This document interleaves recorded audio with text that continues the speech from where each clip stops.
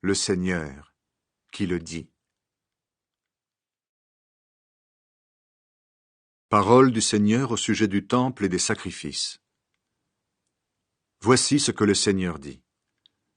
Le ciel est mon siège royal, et la terre est le lieu où je pose les pieds. Quelle maison est-ce que vous pouvez me bâtir? Quel est le lieu où je peux habiter? Toutes ces choses, c'est moi qui les ai faites. Tout cela est à moi, je vous le déclare, moi, le Seigneur. Mais celui que je regarde avec bonté, c'est le malheureux qui est découragé, celui qui écoute ma parole avec grand respect. Or, pour les sacrifices, les gens abattent des bœufs, mais en même temps, ils tuent des hommes. Ils égorgent des moutons, mais en même temps, ils offrent des chiens. Ils me présentent une offrande, mais en même temps, ils répandent du sang de porc.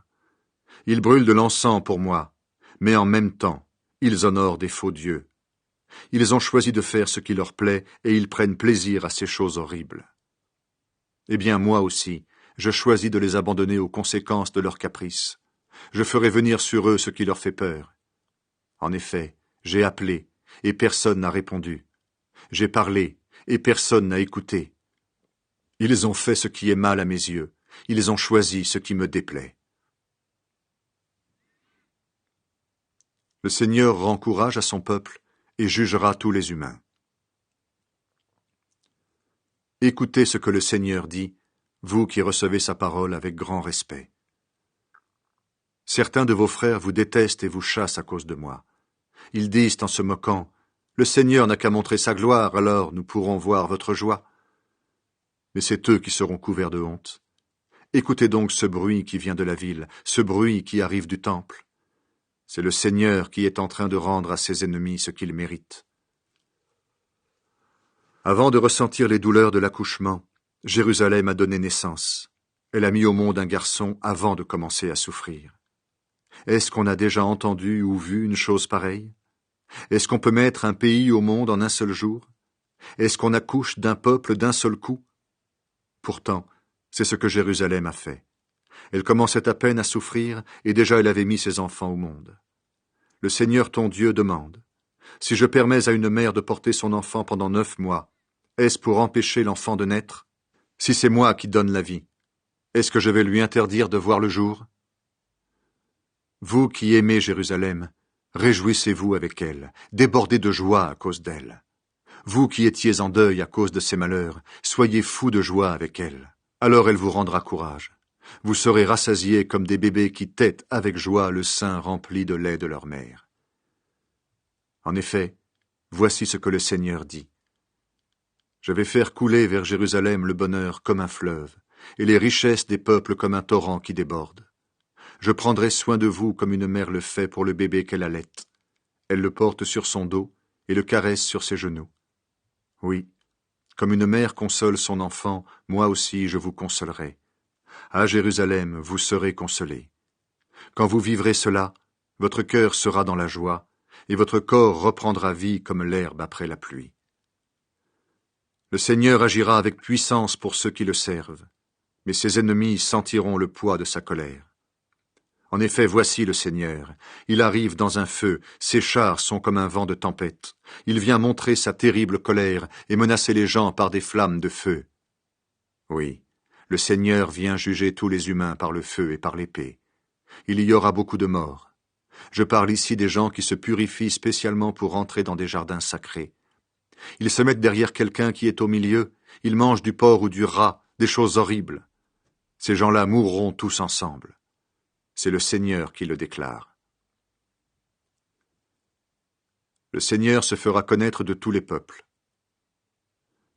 Le Seigneur dit, « Je sais ce qu'ils font et ce qu'ils pensent. Je viens pour rassembler tous les peuples de toutes les langues. Ils viendront et verront ma gloire. Je mettrai un signe au milieu d'eux. Ceux qui seront en vie après mon jugement, je les enverrai vers les peuples de Tarsis, de Poul et de Loud, les spécialistes du tir à l'arc. Je les enverrai chez les gens de Toubal, de Yavan, et au loin dans les îles, là où on n'a jamais entendu parler de moi, là où on n'a jamais vu ma gloire, et ils feront connaître ma gloire à ces peuples. Ceux-ci ramèneront tous vos frères qui étaient chez eux, à cheval, en chariot couvert, sur des mulets et des chameaux, jusqu'à ma montagne sainte, à Jérusalem. Ce sera leur offrande pour moi. Je la recevrai comme celle que les Israélites apportent à mon temple dans des plats purifiés. Je choisirai certains hommes parmi ces peuples pour en faire des prêtres et des Lévites. Voilà ce que le Seigneur déclare. Le Seigneur déclare: le ciel nouveau et la terre nouvelle que je crée restent solides devant moi. De même, votre nom et ceux qui naîtront de vous ne disparaîtront jamais devant moi. Ainsi, à chaque fête de nouvelle lune, à chaque sabbat, tous les habitants de la terre viendront se mettre à genoux devant moi, le Seigneur. En sortant de la ville, on pourra voir les corps des gens qui se sont révoltés contre moi. Les vers qui les mangent ne mourront jamais, et le feu qui les dévore ne s'éteindra pas. Ce sera quelque chose d'horrible pour tous les habitants de la terre. Voici ce que Jérémie, fils de Hilkia, a dit et fait. Jérémie était une famille de prêtres qui habitait à Anathoth, dans le territoire de la tribu de Benjamin. La 13e année où Josias, fils d'Amon, était roi de Juda, le Seigneur a adressé sa parole à Jérémie pour la première fois. Il lui a encore parlé au temps où Joachim, un fils de Josias, était roi de Juda. Et il lui a parlé pour la dernière fois au 5e mois de la 11e année où Sédécias, un autre fils de Josias, était roi. C'est à ce moment-là que les habitants de Jérusalem ont été déportés. Le Seigneur appelle Jérémie à devenir son porte-parole.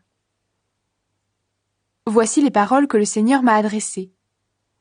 Avant de te former dans le ventre de ta mère, je te connaissais. Avant ta naissance, je t'ai choisi pour me servir. J'ai fait de toi mon porte-parole auprès des peuples.